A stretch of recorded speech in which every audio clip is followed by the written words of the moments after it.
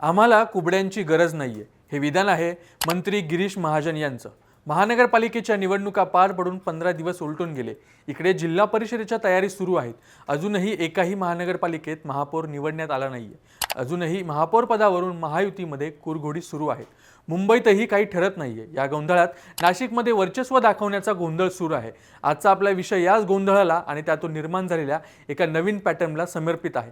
मुंबईत आणि दिल्लीत ज्यांच्या गळ्यात गळे आहेत, जे एकमेकांना सत्तेतले वाटेकरी मानतात, तेच पक्ष नाशिकमध्ये मात्र एकमेकांकडे पाठ फिरवून उभे आहेत। आज आपण बोलत आहोत नाशिक महानगरपालिकेच्या सत्तेच्या समीकरणाबद्दल। राज्यात महायुतीचं सरकार आहे, भाजप, शिवसेना, शिंदे गट, पण नाशिक महानगरपालिकेमध्ये भाजपने या मित्रपक्षांना ताटावरून उठवलंय असं म्हणायला वाव आहे। भाजपचे संकटमोचक आणि मंत्री गिरीश महाजन यांनी नाशिकमध्ये एक असं विधान केलंय ज्यामुळे शिंदे गट आणि अजित पवार गटाच्या पायाखालची जमीन सरकली आहे। आम्हाला कुबड्यांची गरज नाही असं म्हणत महाजनांनी नाशिकमध्ये एकला चलो रेचा नारा दिलाय। नेमकं काय घडलंय नाशिकमध्ये? ज्या ठिकाणी राज्यात युती आहे तिथे स्थानिक पातळीवर मित्र पक्षांना का दूर लोटत आहे आणि या निर्णयाचे आगामी काळात राजकारणावर आणि विशेषतः सिंहस्थ कुंभमेळ्यावर याचे काय परिणाम होणार आहेत, या सगळ्या प्रश्नांची उत्तरं आजच्या व्हिडिओमध्ये आपण सविस्तर पाहणार आहोत। नमस्कार, मी लीलाधर आणि तुम्ही पाहताय थोडक्यात। विषयाच्या खोलात जाण्याआधी आपण नाशिकचा आखाडा जरा समजून घेऊया। नाशिक महानगरपालिकेच्या निवडणुकीचा जो निकाल आलाय तो भाजपासाठी एखाद्या लॉटरीपेक्षाही कमी नाहीये, पण त्यांच्या मित्रपक्षांसाठी मात्र तो धोक्याची घंटा आहे। नाशिक महानगरपालिकेत एकूण जागा आहेत 122। कोणत्याही पक्षाला स्पष्ट बहुमत मिळवण्यासाठी किंवा सत्ता स्थापन करण्यासाठी जादुई आकडा लागतो, तो म्हणजे 62। आता या निवडणुकीत गंमत काय झाली? राज्यात महायुती असूनही नाशिकमध्ये हे तीनही पक्ष म्हणजे भाजप, शिवसेना आणि अजित पवारांची राष्ट्रवादी वेगवेगळ्या चुली मांडून निवडणुकीला सामोरे गेले। एकमेकांच्या विरोधात उमेदवार दिले, एकमेकांवर टीका केली आणि जेव्हा निकाल लागला तेव्हा चित्र एकदम स्पष्ट झालं। भाजपने या 122 पैकी तब्बल 72 जागा जिंकल्या, म्हणजेच बहुमताचा 62चा आकडा पार करून भाजपने एक हाती सत्ता मिळवली। दुसऱ्या बाजूला ज्यांना राज्यात भाजपचे नैसर्गिक मित्र मानलं जातं त्या एकनाथ शिंदेंच्या शिवसेनेला 26 जागा मिळाल्या आणि अजित पवारांच्या राष्ट्रवादीच्या पदरात 4 जागा पडल्या। आता खरी गोम इथेच आहे की निकालानंतर साहजिकच राजकीय वर्तुळात चर्चा सुरू झाली की राज्यात आपण सोबत आहोत ना, मग नाशिकमध्ये पण एकत्र येऊया, महानगरपालिकेचा गाडा सोबत हाकूया। भाजपचे स्थानिक शहराध्यक्ष सुनील केदार यांनी तशी भूमिकाही मांडली होती। त्यांना वाटलं होतं की केंद्रात आणि राज्यात जसं आपण एकत्र आहोत तसंच नाशिकमध्येही भाजप आणि शिंदे गट आणि अजित पवार गट यांनी एकत्र काम करावं। शिंदे गटाच्या मनातही आशेचा किरण जागा झाला होता। पडद्याआड चर्चा सुरू झाली की आता सत्तेत वाटा मिळेल, एखादं महत्त्वाचं पद, कदाचित उपमहापौर पद किंवा स्थायी समितीचं सभापतीपद आपल्याला मिळेल। पण राजकारणात 2+2 नेहमी 4 होतातच असं नाही, कधी कधी ते 0 सुद्धा होतात आणि नाशिकमध्ये शिंदे गटासोबत नेमकं तेच झालं। कहाणीत ट्विस्ट आला जेव्हा भाजपचे ज्येष्ठ मंत्री आणि मंत्री गिरीश महाजन म्हणजे भाजपचे संकटमोचक, पण नाशिकमध्ये त्यांनी मित्र पक्षांसाठी संकट उभं केलं असंच म्हणावं लागेल। नाशिकमध्ये एका पत्रकार परिषदेत महाजन यांना विचारलं गेलं की तुम्ही शिंदे गट आणि अजित पवार गटाला सत्तेत सोबत घेणार का? तेव्हा त्यांनी जे उत्तर दिलं ते अत्यंत रोकटोक होतं। महाजन स्पष्ट शब्दात म्हणाले की नाशिकमध्ये भाजपला पूर्ण बहुमत आहे, आम्हाला कोणाच्याही कुबड्यांची गरज नाही। राजकारणात शब्दांना खूप महत्त्व असतं। इथे कुबड्या हा शब्द मित्रपक्षांच्या जिव्हारी लागणार आहे।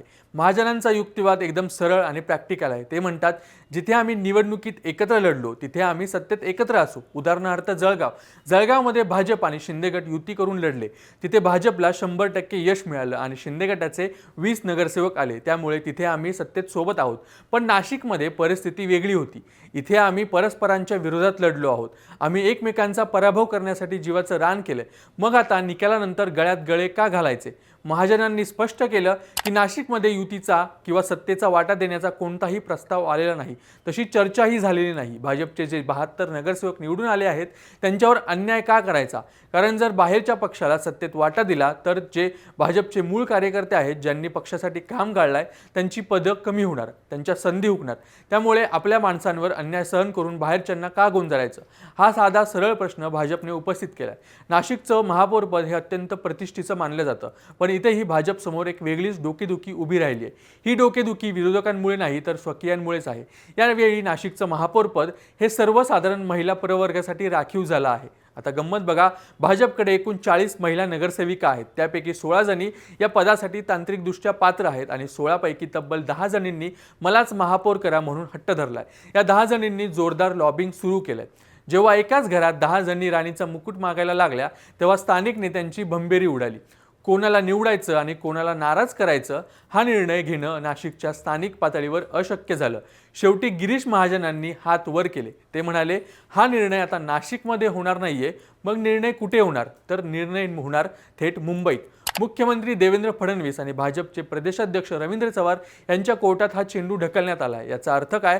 याचा अर्थ असा की स्थानिक स्वराज्य संस्था जरी असली तरी सत्तेची चावी मात्र हायकमांडच्या हातातच आहे। लोकशाहीत विकेंद्रीकरण अपेक्षित असतं, पण इथे तर सत्तेचं केंद्रीकरण होताना दिसतंय। नाशिकचा महापौर कोण होणार हे नाशिकचे नगरसेवक नाही तर मुंबईतले नेते ठरवणार आहेत। आगामी काळात नाशिकमध्ये सिंहस्थ कुंभमेळा होणार आहे। कुंभमेळा म्हणजे हजारो कोटींची कामं, विकासाचे मोठे प्रोजेक्ट्स आणि अर्थातच प्रचंड आर्थिक उलाढाल। अशा वेळी महापौर पद आपल्याच मर्जीतील आणि अत्यंत विश्वासू व्यक्तीकडे असावं अशी भाजप नेतृत्वाची इच्छा असणं साहजिक आहे। त्यामुळेच मित्रपक्षांना सत्तेपासून दूर ठेवण्यामागे हे सिंहस्थ कनेक्शन तर नाहीये ना, याचाही विचार करायला हवा। नाशिकच्या राजकारणावर बोलताना आपण राज ठाकरेंच्या महाराष्ट्र नवनिर्माण सेनेला कसं विसरू शकतो? एकेकाळी नाशिक हा मनसेचा बालेकिल्ला होता, पण आता परिस्थिती बदलली आहे। नाशिकमध्ये मनसेचा जो एकमेव नगरसेवक निवडून आला तो सुद्धा भाजपमध्ये यायला तयार आहे। राजकारण कसं असतं, जिथे भाजपला स्पष्ट बहुमत आहे, 72 नगरसेवक आहेत, तिथेही त्यांना विरोधकांचा तो एक नगरसेवक आपल्याकडे ओढायचा आहे। यालाच म्हणतात टोटल डॉमिनन्स किंवा संपूर्ण वर्चस्व प्रस्थापित करण्याची रणनीती। महाजनांनी हे विधान करून मनसेला त्यांच्याच बालेकिल्ल्यात आव्हान दिलंय आणि दाखवून दिलंय की नाशिकमध्ये आता फक्त आणि फक्त भाजपचंच नाणं खणखणीत वाजणार। शिंदे गटासाठी हा मोठा धक्का आहे। हेमंत गोडसे यांच्यासारख्या स्थानिक नेत्यांनी काही अटी घातल्या होत्या, सत्तेत वाटा मागितला होता, पण भाजपने त्या अटी धुडकावून लावल्या। याचा अर्थ भाजप आता अधिक आक्रमक झाला आहे। आगामी विधानसभा आणि लोकसभा निवडणुकांमध्ये जागा वाटप करताना हेच नाशिक मॉडेल वापरलं जाईल का, हा खरा प्रश्न आहे। तुम्हाला काय वाटतं, भाजपने नाशिकमध्ये शिंदे गट आणि अजित पवार गटाला सत्तेत न घेऊन योग्य केलं की अयोग्य केलं? भाजपने मोठा भाऊ म्हणून त्यांना सांभाळून घ्यायला हवं होतं का? तुमचं मत खाली कमेंट बॉक्समध्ये नक्की सांगा आणि अशाच राजकीय विश्लेषणासाठी आपल्या थोडक्यात चॅनलला नक्की सबस्क्राईब करा।